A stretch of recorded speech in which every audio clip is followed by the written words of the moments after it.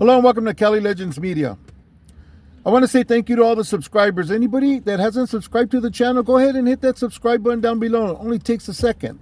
Doesn't cost anything. And you set that notification bell on all, and you'll be notified whenever we drop a new video or if we go live. Also, if you enjoy watching the video, hit that like button. It's a good way to support the channel. It gets the videos moving through the algorithm and gets them streamed across more devices.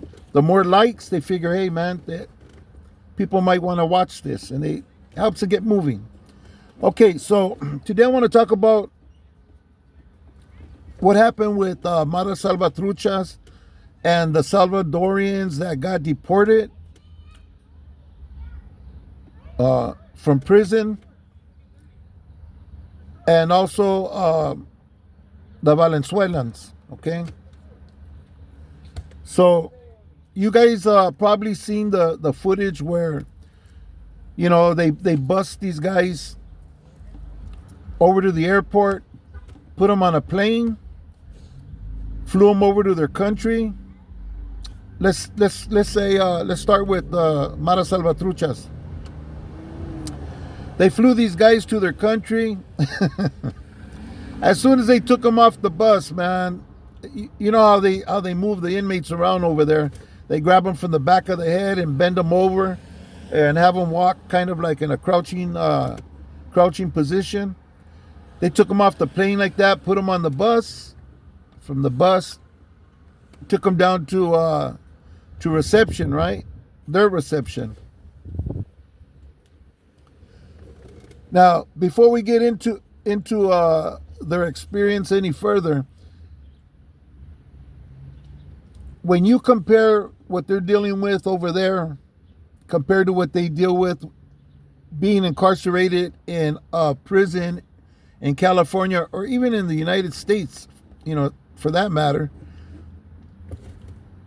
the insides of our prisons aren't bad. You know, well, some cells are better than others. You know, my cell, the cells I lived on were all, fuck man, they were as best as you can have for being in prison.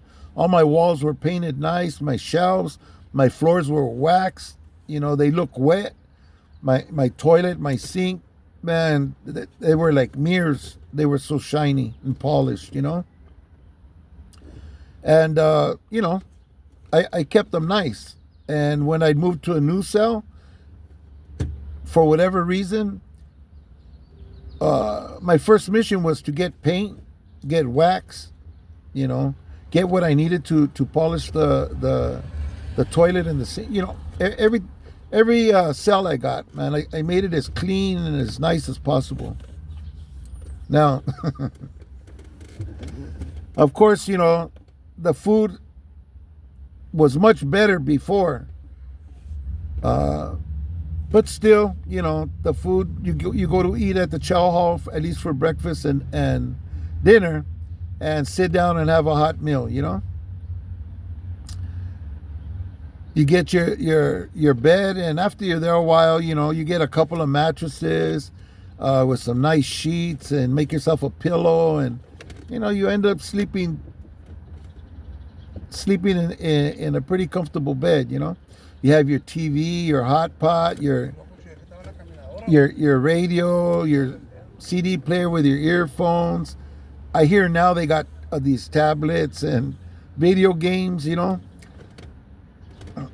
Now, that compared to the prison that they show these guys living in, where they have them nuts to butts, hundreds of inmates just lined up, you know, in boxers, sitting down, just all smushed together, you know.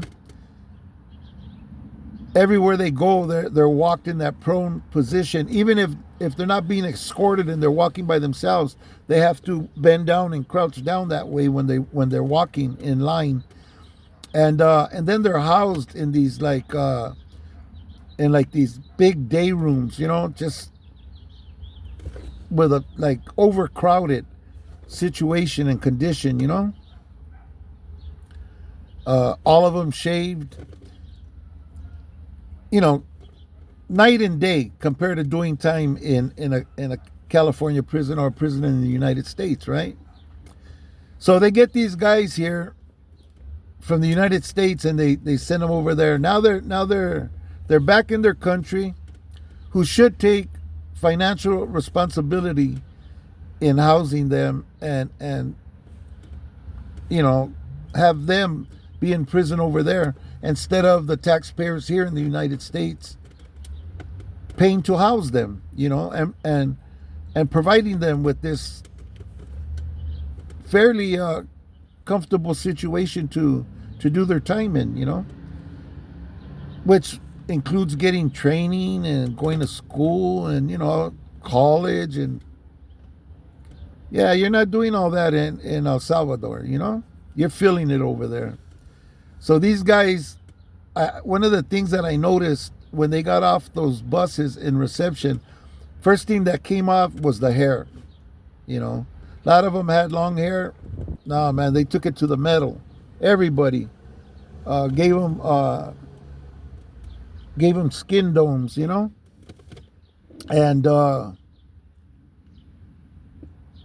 by somewhere early in the game, they were already walking in that prone condition on their own.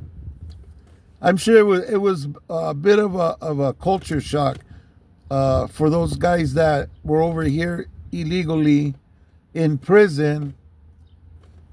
How bad could it be over here? Yeah, it's dangerous. Sure, it's just as dangerous over there. The only difference is you have a lot of luxury in these prisons compared to prisons in other countries, But Trump said he was going to do this, and one thing I learned about Trump, when he says something,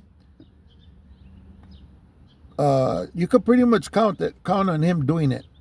He's been doing pretty much what he said as far as deportation, moving these prisoners to other countries. I mean, he signed all kinds of stuff. His first couple of weeks, he put all kinds of things into place, into motion, He also deported a bunch of guys to Venezuela. The Venezuelans came over here and, started their gang banging over here and setting up their organized crime situations and everything that they were doing over here in the United States. Obviously, the best thing was to send them back. They're going to deport them anyways. Why not deport them now while they're still doing their time? It's like the perfect situation. So, yeah, he did exactly what he said he was going to do. And the same, like the guys from El Salvador, the Venezuelans, they feel it. They feel the difference in the prison system, You could count on Trump doing the things he says he's going to do, and that's not always a good thing for everybody, He talks about cutting Social Security. Social Security is what we pay into. We pay into that program when we're working so that when we get older, we have a little bit of income from that money that was taken out of our earnings, So I don't know why he would think of cutting that. That's not that's taxpayers' money. That's our money that we paid into that system. He talks about cutting the EBT, the food stamp system. You kind of can't blame them for that because there's people that take advantage of that, The housing system, there's people who take advantage of that also. You have these mothers that went to the government for help, end up getting these benefits, and still had another 3, 4, 5 kids. So I could see him wanting to make some adjustments on those programs. There has to be something put in place to prevent that from happening. I know before they would help you when you went in and applied if you had 1, 2, or 3 kids, but if you had another kid, they weren't added on. And once those kids reached a certain age, or if I think it was just you only had like 3 years to get your shit together, because they'll take you off the welfare system. Different things they've tried before. So of course something needs to be done with things like that. And as far as crime and deporting these people back to their country, or paying for them to be in prison all these years, I think that was a good move by the president to send them back to go do their time in their own country. But yeah, I'm sure they're hating life over there right now. But he said he was going to do it. So when it happened, I wasn't surprised, and I don't think a lot of yous were, who see Trump doing what he's said he's going to do. There's a lot of things that he's been doing lately that I want to talk about. I'm not sure that, being that the type of channel that this is, I don't think my viewers would appreciate it. But he's got us embroiled in the war overseas in the Middle East. With Iran, the Houthis, Hamas. We have our pilots, flying missions over there, fighting other countries with fighter jets and ships in that ocean over there, and they're bombing us too. An American ship got hit just the other day by the Houthis. The Ukrainians shot down some very expensive Russian planes. There's real war going on right now. It's on and cracking over there. You've seen the clips on TV. Buildings are falling. People are dying. This is real shit. And now Trump said he was going to do it if he didn't get these hostages back. He warned Iran to pump the brakes, and if not, he was going to open the gates of hell. And I'll be damned if he's already started on his mission there. So I figure we're going to be going into war, full out war with in the Middle East in the very near future. We're already pretty much in with both feet over there. So it's just a matter of time till troops are deployed and we get all the way in the mix. So there's things like that I wouldn't mind talking about on the channel. Things that he talks about doing to programs here that do benefit a lot of people that do deserve being on these programs, and that involve a lot of people who exploit them. Anyways, you guys let me know if you guys would like to talk about some of that. It's not just me talking about it, because of course the feedback in the comment section is going to be important. It's a two-way street here on this channel. I'll put something out to generate some thought, and I appreciate all of you who take time to get on that comment section too. Some of you go in depth into what you want to say, and you share some heavy stuff.